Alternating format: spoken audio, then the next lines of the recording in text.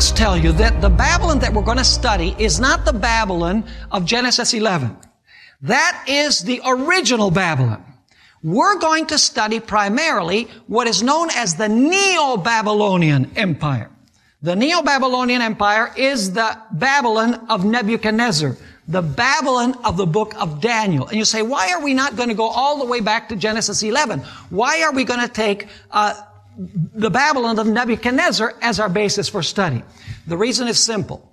The book of Revelation draws primarily upon the stories that we find in Daniel that deal with the Babylon of Nebuchadnezzar. Let me give you 3 examples. Revelation 13 and verse 2, we find some very interesting powers mentioned, and I'd like to invite you to go with me there. Revelation chapter 13 and verse 2.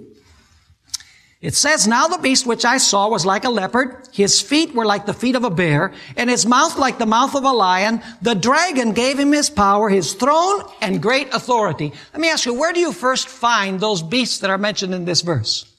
You find them in Daniel 7. So what Babylon is in the background of this verse? It's not the Babylon of Genesis 11. It's the Babylon of Nebuchadnezzar. Another example. Revelation 13, 11 to 18, and we're not going to read the verses. There it speaks about a beast who raises up an image. He commands everyone to worship the image of the beast, and whoever does not worship the image of the beast should be killed. Let me ask you, where is the background of that story? Well, you know it's in Daniel chapter 3, where Nebuchadnezzar, who for a while lived like a beast, raised an image, commanded everyone to worship the image, and whoever would not worship the image would be killed. In other words, once again, Revelation chapter 13 has as its background the Daniel's Babylon and not the Babylon of Genesis chapter 11. And then, of course, a third story that we have is the fall of Babylon in Daniel 5, when the Euphrates River was dried up by Cyrus, who came from the east, if you read Isaiah and the prophecies of Jeremiah, and as a result, God's people were delivered from Babylon when Babylon fell because her river dried up. Well, if you go to Revelation chapter 16, you find that the 6th plague describes the drying up of the river Euphrates. Once again, the book of Revelation is drawing upon the Babylon that we find in the book of Daniel. Now, we could spend a whole lecture just to talk about the Babylon of Genesis 11, the Tower of Babel, where the tongues were confused. There's a lot of things that we could study there, but we don't have the time to add another lecture to this series that we're studying. So we're going to dwell primarily upon the Babylon that is mentioned in the book of Daniel, because that's where the book of Revelation draws upon. Now, in order to understand what Babylon is, we have to go to the Old Testament and study the history of Israel. Let me ask you, was Israel God's chosen people? Absolutely. And I'm going to describe now, in broad strokes, the history of Israel.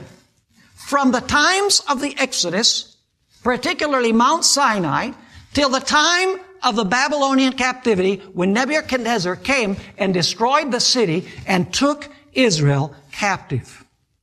Let's begin by analyzing the marriage of God with Israel. Did you know that God married Israel? Notice Exodus chapter 19 and verses 4 through 6. Exodus chapter 19 and verses 4 through 6.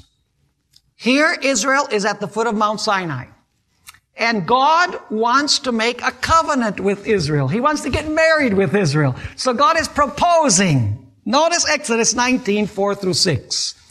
"You have seen what I did to the Egyptians, and how I bore you on eagle's wings, and brought you to myself. Now therefore, if you will indeed obey my voice and keep my covenant, then you shall be a special treasure to me above all people. For all the earth is mine, and you shall be to me a kingdom of priests and a holy nation. These are the words which you shall speak to the children of Israel." Here God is speaking to Moses, saying, I want you to relay a message to Israel for me. I want you to ask them if they want to make a covenant with me, if they want to get married with me. Because I took them out of Egypt. I loved them. I delivered them. Now I want them to be my special people. I want to spiritually marry these people. So go down and ask them if they're willing to marry me. Notice the response of Israel in Exodus chapter 19, verses 7 and 8. Moses comes down. It says, so Moses came and called for the elders of the people and laid before them all these words which the Lord commanded him.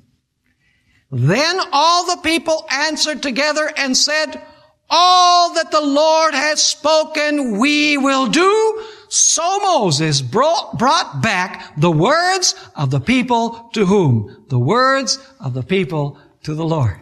And now you have a covenant. You have a marriage relationship between God and Israel. By the way, who is the husband in this relationship? It is God who is the husband.